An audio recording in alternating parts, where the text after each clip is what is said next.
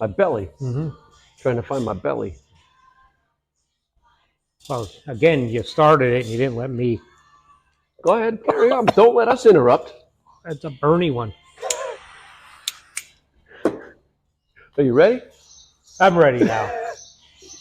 Take a little sip. That was a little, got right in my eye. I hate to do that, but hold this cigar and get you right in the eye. That's why, yeah, I look down. And Like, it's you like, know, when you go in the bathroom, then you wash your hands, right? You put the cigar in your hand. Oh, I get, mhm. and you think, and then the smoke coming in your eye, and you don't, your hands are wet, so you can't touch the cigar. And now what? You just start coughing. Yeah, choking, eyes are tearing, you come out of the bathroom crying. What happened in there? Right, you can't touch the cigar with your hands wet. You're going to ruin the damn thing. No, you can't. How about this? I'm going way back. I'm throwing it way back. Macanudo Crystal Cafe. This might be, I bet you, one of the first cigars I ever smoked.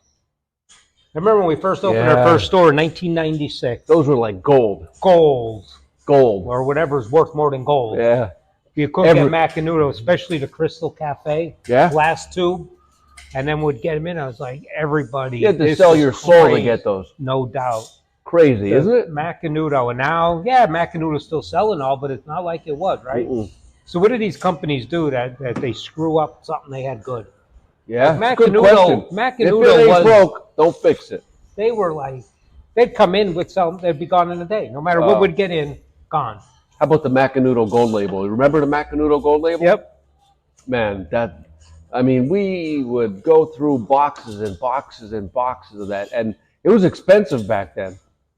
It was probably more than you're paying now for it. Absolutely. I think Crystal Cafes back then were $14.15 a stick. Wow. Yeah.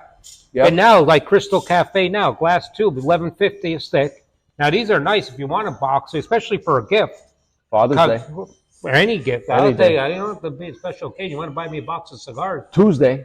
Doesn't matter. Any day that ends in a Y, I'll take it. I bet you would. Box of 8, $88. Nah. Right? That's a steal. Right? Steal. Yeah, can't beat that. But we were paying more for these 27 years ago than we're paying for them right now. Oh, man. I don't know how that happens. All I got to say, I'm back to my tried and true, although we're getting close to the end. This is the end of the road. This is the Gispert Intenso, made by AJ Fernandez, sold through Altadis USA. We bought every last box they had available. And this bad boy, look at the color of the cellophane. Oh, is that nice? That is a crispy piece of cellophane right there. I mean, that thing is darker than the label on this cigar. Oh, my God.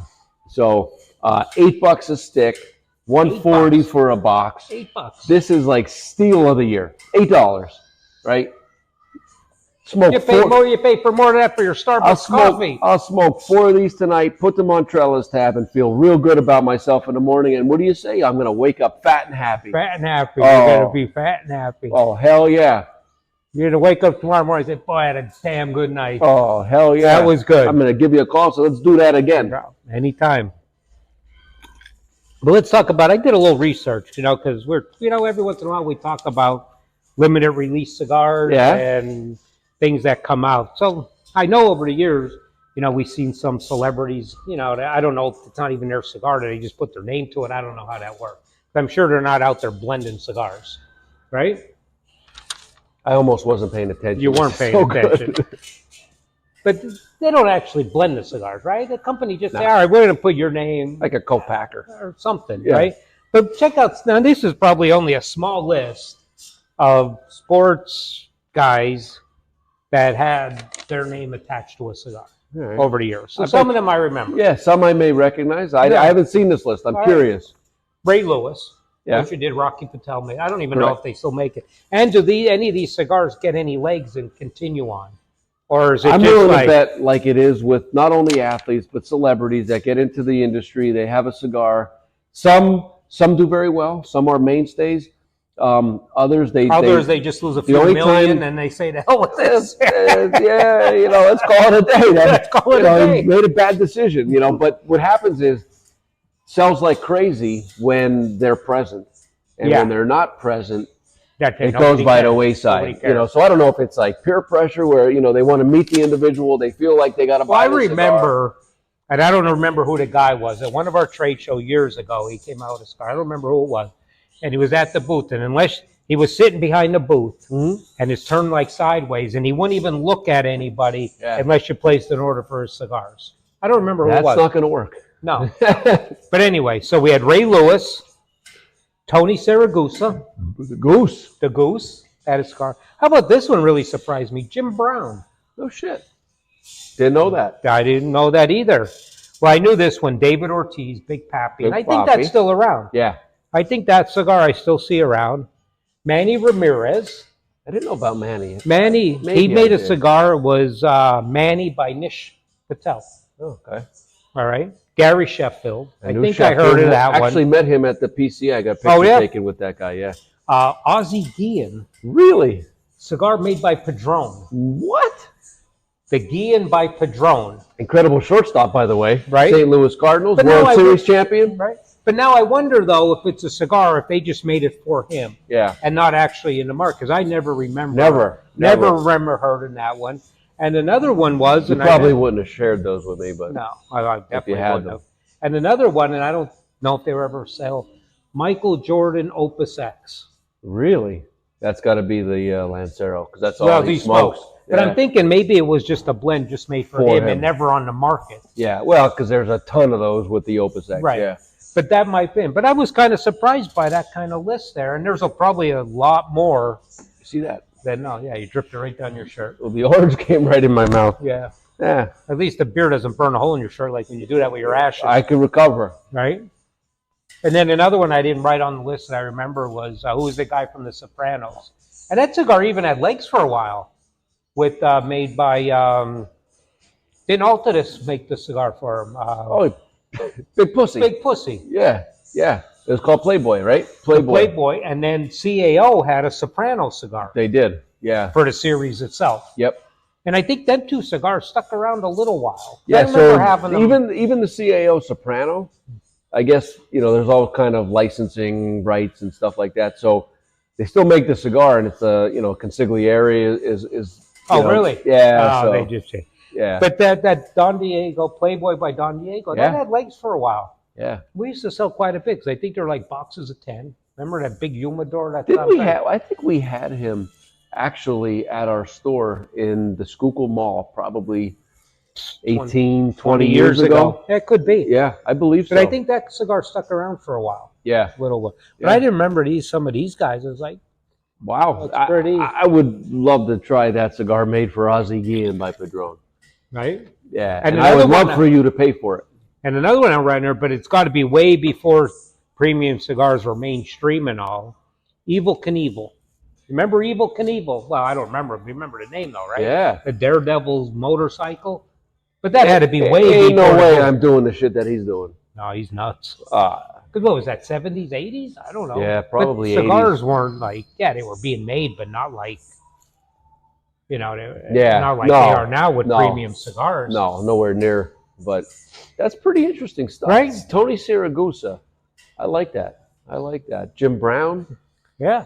I don't think I've smoked any of those. I didn't either. None of them. None. I mean, there's a handful. Some of that I have smoked is I've smoked. Carl Malone had one by La Aurora. Oh.